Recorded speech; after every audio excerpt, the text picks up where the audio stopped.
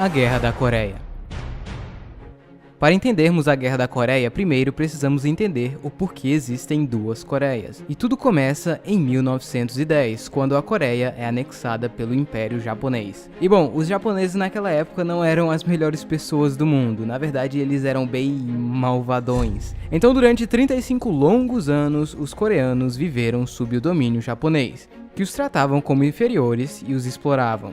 Inclusive, em 1937, os japoneses começaram a proibir os coreanos de falarem coreano, e algum tempo depois eles proibiram até nomes coreanos. Eles deveriam agora usar nomes japoneses. Tudo isso para meio que matar a cultura coreana e impor a japonesa. Porém, isso obviamente deixou os coreanos bem mas eles infelizmente não podiam fazer muita coisa, pois o exército japonês era muito forte. Durante a Segunda Guerra Mundial, a Coreia passou a ser ainda mais explorada, tanto em recursos naturais quanto pessoas que foram para a guerra lutar pelo Japão. Porém, como vocês bem sabem, o Japão perdeu. Em uma reunião foi decidido que a Coreia finalmente seria independente do Japão. Então foi feito um acordo antes mesmo dos japoneses se renderem, em que a União Soviética declararia guerra ao Japão e, em troca, ela poderia ter uma zona de influência na Coreia, no caso na parte norte, até o paralelo 38. Então, eles fizeram. Porém, os americanos estavam com medo que os soviéticos não cumprissem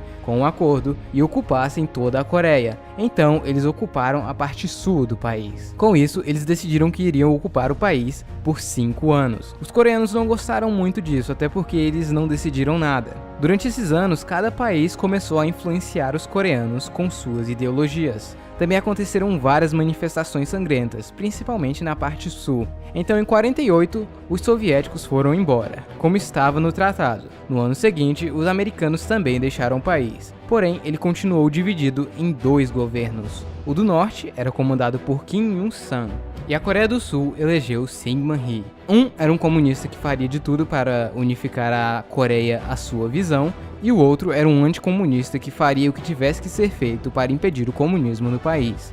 Ambos queriam unificar a Coreia à sua visão. Isso obviamente deixou um clima de tensão na Península Coreana. Alguns anos antes, ocorreu uma guerra civil na China, onde no fim ela acabou se tornando um estado comunista, controlado por Mao Tse-tung. E os Estados Unidos não fizeram nada para impedir isso. Com isso, a Coreia do Norte achou que os Estados Unidos também não iriam se importar com a Coreia do Sul. Então, depois de uma reunião em Moscou, foi decidido que eles iriam atacar a Coreia do Sul. A União Soviética e a China dariam algum apoio com equipamentos. Além disso, os chineses enviariam 50 mil soldados de origem coreana para lutar pela Coreia do Norte.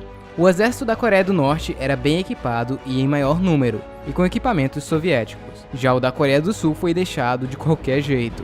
Então a Coreia do Norte, usando uma desculpa, falou: "Olha gente, os soldados sul-coreanos atravessaram a linha. É guerra, porra!" Então eles atacaram de surpresa. O presidente sul-coreano com isso ficou meio paranoico e começou a matar todos que ele achava ser comunista.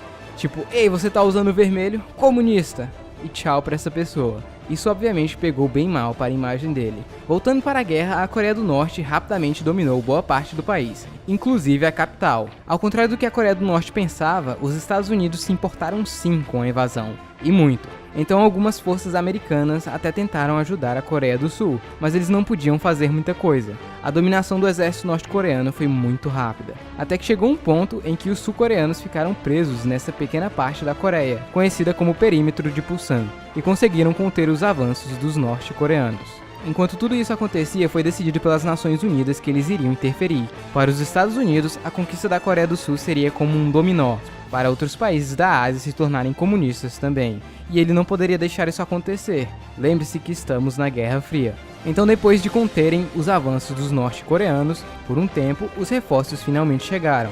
Apesar da maioria serem americanos, o exército da ONU era composto por pessoas de várias nações diferentes, e juntos eles fizeram um contra-ataque e começaram a empurrar os norte-coreanos de volta para o norte. Além de empurrá-los de volta, as Nações Unidas fizeram uma invasão no norte da Coreia do Sul, perto da capital, e rapidamente expulsaram os norte-coreanos. Porém, eles não pararam por ali e foram adentrando o território norte-coreano. A China havia avisado que se eles entrassem em território norte-coreano, eles iriam interferir. Porém, os americanos achavam que eles só iriam mandar alguns reforços, nada demais, e continuaram invadindo a Coreia do Norte.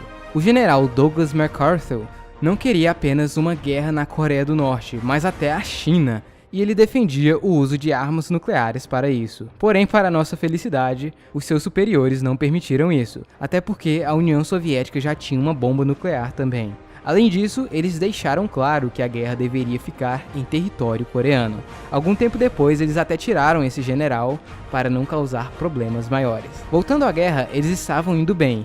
Eles já tinham dominado a capital, Pyongyang, e a Coreia do Norte estava quase toda dominada, até que os chineses resolveram entrar na guerra do lado da Coreia do Norte e começaram um contra-ataque surpresa. E não foram só alguns poucos chineses, foram vários. E assim eles começaram a empurrar os sul-coreanos e o exército da ONU de volta para o sul. Inclusive passaram da fronteira novamente e mais uma vez dominaram a capital sul-coreana.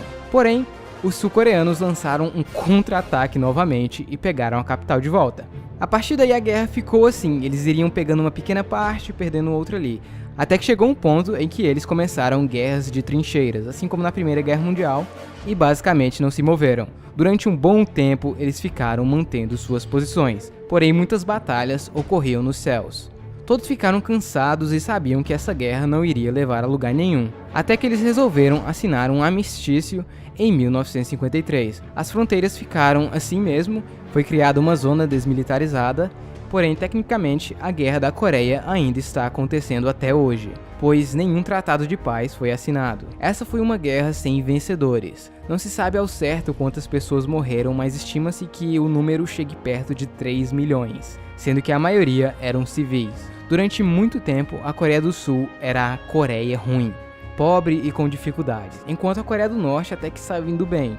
Porém, nos anos 80, as coisas mudaram. A Coreia do Sul começou a crescer rapidamente, se tornando um país extremamente rico e desenvolvido. Já a Coreia do Norte é a Coreia que todos nós conhecemos, um país fechado, sem liberdade e que em certos momentos da história nem conseguiu alimentar seu próprio povo, como na Grande Fome da Coreia do Norte, que aconteceu algum tempo depois da queda da União Soviética. Hoje, a Coreia do Norte ainda é um país muito militarizado e continua com muita raiva dos Estados Unidos. O país conseguiu desenvolver uma arma nuclear, o que preocupa a todos. E todos os anos eles vêm fazendo testes de armas de longo alcance, e países aliados dos Estados Unidos como Japão e Coreia do Sul ficam sempre em estado de alerta. Enfim, isso é assunto para outro vídeo. Bom pessoal, então é isso, espero que vocês tenham gostado. Este vídeo, assim como o vídeo da Guerra do Vietnã que eu ainda vou fazer, serão uma espécie de complemento para o vídeo da Guerra Fria, que eu também vou fazer ainda. Não se esqueça de apoiar o canal, pois esses vídeos de guerra são sempre muito difíceis de fazer. Então é isso, tchau, até o próximo vídeo.